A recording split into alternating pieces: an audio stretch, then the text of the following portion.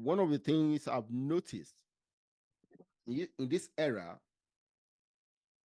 is that many of us do not appreciate the spiritual legacy of the past. Now, I'm not religious, but I'm not an atheist. Okay. I would rather be a Christian or Muslim or Hindu, whatever, than be an atheist. Yes. I'm none of them, but being an atheist is something I can't be, because you are claiming to know something you don't know. The point I make my teenage daughters is that this universe is a spiritual universe, and we are drawn into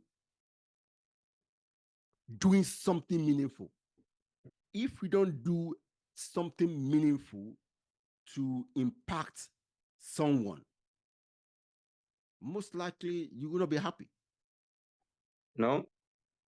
Okay, that's what I believe, because I've seen it in my life and lives of people around me. So, what's your take on faith or spirituality? All right. That's also a very interesting thing to discuss. Yes, it because these days, the youths who are coming up, they're influenced by so many lot of things. They go to the universities and they go and learn so many theories and all that. And most of the theories in the universities or at the higher educational level, they teach us that there's nothing like spirituality, that everything is material, or material before spirituality, or matter before energy, or before the spiritual aspect. But these two things, the spirituality and the material, they coexist together. Spirituality is about life, the soul, and it's also the energy, or what gives us power or the ability that will help us to develop a thought, to develop a concept, to think, to reason. These are all spiritual activities. Thinking is a spiritual activity. Coming up with an idea, to think abstractly, or to be creative, or to imagine something in your mind. These are all processes which the soul used to express itself in the human body. Human beings by nature are spirits with a body. We are born into a body. So primarily, we are spiritual beings. And how can a spiritual being deny its spiritual nature? It's impossible. That's what is going on these days in our higher educational level, that we shouldn't talk about anything spiritual. Everything should be the material perspective or the physical aspect of things. Forgetting that before you have physical, there must be the spiritual side. If there's no spiritual, then there's no physical. All things are first created in a spiritual realm before they become physical. And as I said, thinking is a spiritual activity. Reasoning, thinking abstractly to come with an idea. As an entrepreneur, a businessman, as a scholar, you need to think. And that thinking is a spiritual activity. So faith is really important thing. We should teach young people to develop faith. If there's no faith, there is no creation. Because the inventor must first create something spiritual in its mind. It is invisible.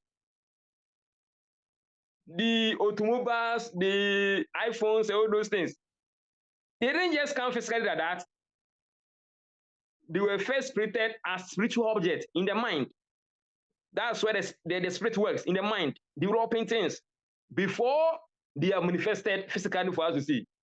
So when you deny the spiritual aspect, meaning there will be no innovations, there will be no creativity, there will be no inventions. So Africa, that's why you can say Africa. So for you don't invent anything.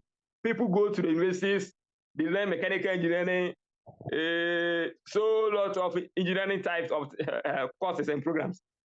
But they come out and able to invent anything. Yes, because the invention is not by physical process. No, it's a spiritual process. We have to think, we have to reason, we have to create it in that spiritual workshop, which is your mind, which is by faith. In science, we call faith an assumption. So before a scientist will develop something, you need to first have faith in what he has created. It is the hypothetical aspect. Before you test it for it to be true, that hypothetical aspect is the faith. It's an assumption or some proper assumption of something that this thing is true before you come and experiment with it. So even the scientific process first starts with the spirit first, which is the creation aspect or the hypothetical aspect.